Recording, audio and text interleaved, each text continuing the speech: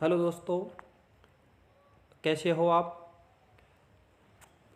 आज मैं आपके लिए एक नया टॉपिक के साथ फिर से उपस्थित हुआ हूँ। देखिए, काफ़ी महत्वपूर्ण टॉपिक है ओम का नियम। शुरू करते हैं। ओम का नियम क्या होता है, पहले इसकी परिभाषा देख लेते हैं। देखिए, इस नियम के अनुसार स्थिर भौतिक अवस्था में किसी चालक तार में विद्युत धारा प्रवाहित की जाती है तो उसके सिरों पर विभवांतर उत्पन्न होता है, वो उस में प्रवाहित विद्युत धारा के समानुपाती होता है। ये कोई चालक तार है और इस चालक तार में विद्युत धारा I प्रवाहित हो रही है और इस चालक तार के जो सिरे हैं, जैसे ये A सिरा है और ये B सिरा है, इसमें विद्युत धारा प्रवाहित करते हैं तो A और B जो सिरे हैं इनके मध्य विभवांतर V उत्पन्न होता है। तो ये जो विभवांतर V उत्पन्न हुआ है वो इसमें प्रवाहित विद्युत धारा I के समानुपाती होता है।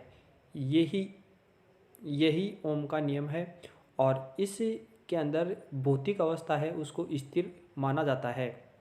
देखिए, V बराबर IR और V जब समानुपाती का चिन्ह हटाते हैं तो एक स्थिरांक लगता है जो हमने R लगाया है। तो V बराबर IR और V विभवांतर है, I विद्युत धारा है और जो R जो प्रतिरोध है जो कि एक स्थिरांक है।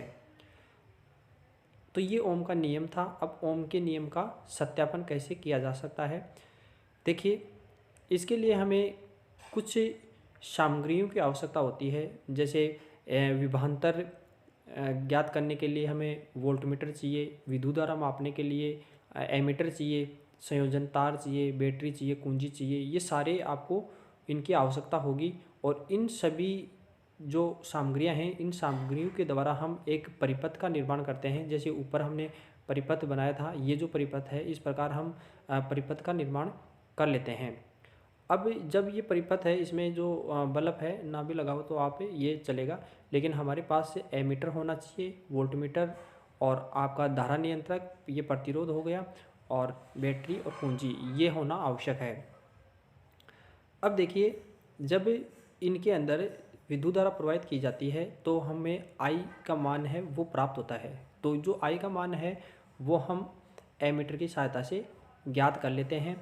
और जैसे I का मान जो हमारे पास प्राप्त हुआ, जैसे मान लो कि 0.5 एम्पियर विद्युत धारा प्रवाहित हुई, तो वोल्टमीटर के अंदर जो विभवांतर है उसका मान भी हम ज्ञात कर लेते हैं। इसमें देखकर हम पता लगा लेते हैं। जैसे मान लो कि 5 वोल्ट आ रहा है, जो भी आ रहा है, तो अब धारा नियंत्रक के द्वारा हम विद्युत धारा का मान बढ़ाते जाएंगे। जैसे 1 एम्पियर कर दिया तो यहाँ पर 10 वोल्ट जो विभवांतर है वो उत्पन्न हो गया। इस प्रकार हम एक सारणी बना लेते हैं।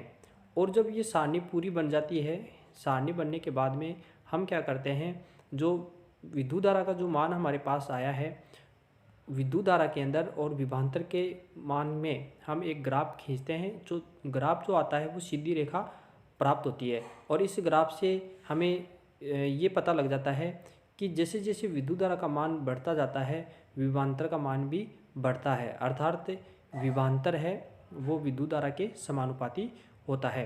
अब देखिए, जो ग्राफ हमने बनाया है वो इस प्रकार है कि इधर विद्युत धारा है, जो इधर है विद्युत धारा का मान है और इधर जो है विभवांतर का मान है।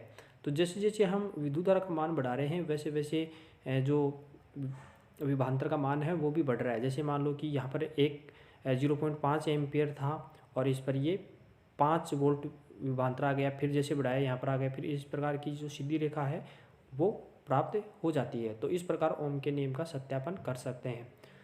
तो दोस्तों, ये था ओम का नियम। मुझे आशा है कि ओम का नियम आपको समझ में आया होगा। इसी प्रकार के वीडियो प्राप्त करने के लिए चैनल को सब्सक्राइब करें, लाइक करें और अपने दोस्तों को शेयर करें। धन्यवाद।